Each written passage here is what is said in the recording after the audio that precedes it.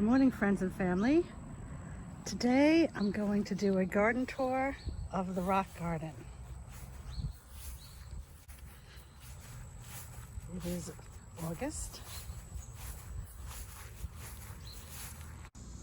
So down by the sidewalk here, I have phlox, which is great for the spring. Those are perennials. And I have the heather, the pink Mediterranean heather, which blooms twice a year when it's cooler in the spring and then in the fall.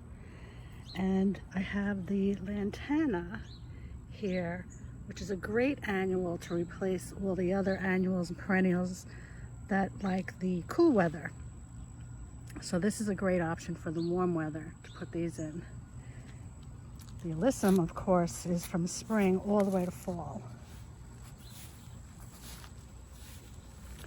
This autumn joy is huge. Now I could prune it in the spring to make it smaller and bushier, but I like that it gets big. The only problem is that it separates in the middle. The heads get kind of large, so it flops and it will separate even more in the middle. I usually put like a planter in the middle to fill it in. But if this were in the shade, it would get long and heavy on the top because it's reaching for sun. But this autumn joy gets plenty of sun. I don't prune it, and it separates in the middle. So the alyssum and the proven winners Supertunia Bordeaux does great here. This one didn't do so good. I mean, it hung in there for a long time. I discovered that the cat was sitting on it, so I put forks around and it worked. But they got tired faster than the others. So I put in this angel face Angelonia, which just fills up the color that I like here. Now this plant here is the Montauk Daisy, which is going to bloom, but this has a disease. So this Montauk Daisy is my disaster plant. Look at that in there. So this is Montauk Daisy or a Nippon Daisy, and they are prone to stem rot and leaf rot, which you see here, these spots. Okay, the botanical name, ready for this? Nipponanthemum, nipponicum, 2 words. And the cause of this stem rot and leaf rot disease is overwatering or excessively wet weather. We've had excessively wet weather, and I have been overwatering because these flowers right next to it require lots of watering. So I tend to put on the sprinkler because I'm always in a rush, running off to work, having to do other things. Sprinkler's the easiest thing for me. So no surprise, I have this Montauk Daisy disease. They'll still bloom, and then I'll just cut them all down and they'll be fine next year. But now that I know about the overwatering, maybe I'll have a chance to be more careful with it. And then here, this is the tick seed. It's on its way out. The bees still love it.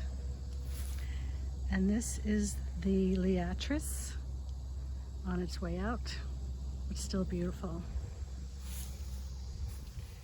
The Daphne bush and white phlox.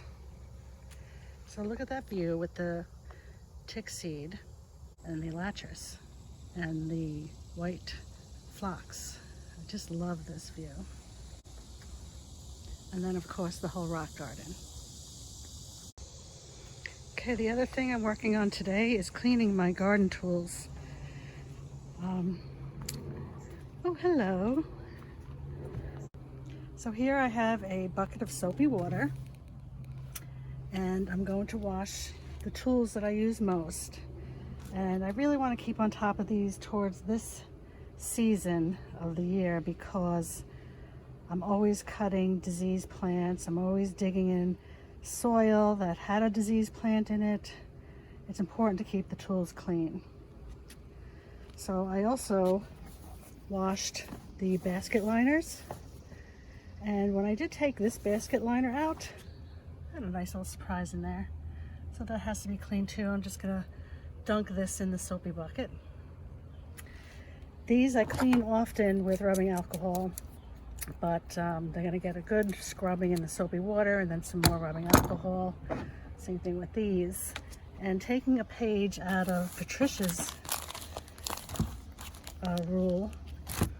Patricia's notebook, I have my own homemade rubbing alcohol wipes.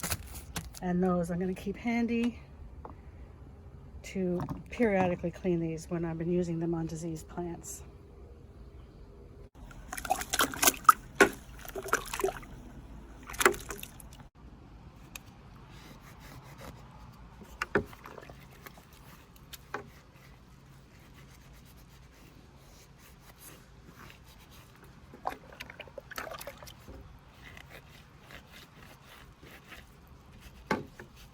Hello, old man.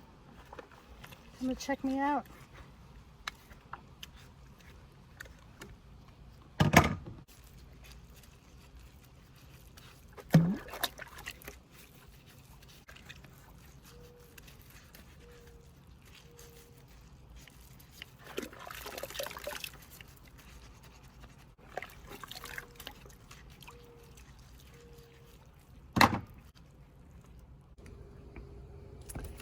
So thank you guys for watching.